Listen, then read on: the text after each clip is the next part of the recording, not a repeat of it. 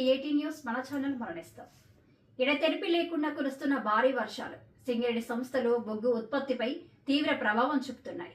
ముఖ్యంగా Ramagundam రీజియన్లోని open cast గనులు వర్షపు నీటితో జలమయమై బొగ్గు ఉత్పత్తి పూర్తిగా దెబ్బతింది. గత 2 రోజులుగా కురుస్తున్న భారీ వర్షాలతో గనుల్లోని పని ప్రదేశాలు నీట మునగడంతో ఉత్పత్తి కార్యకలాపాలు నిలిచిపోయాయి.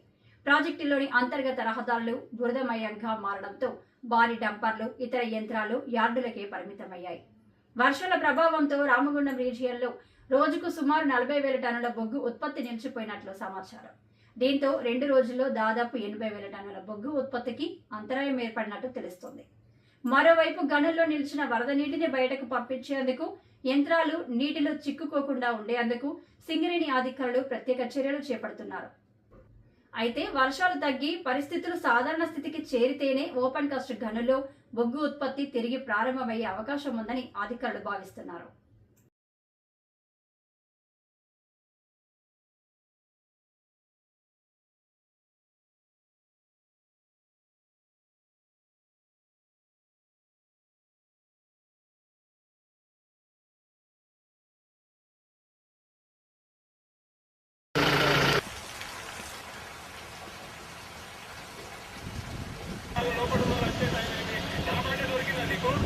అలా ఉన్నది ఒకటే కట్టుకున్నా.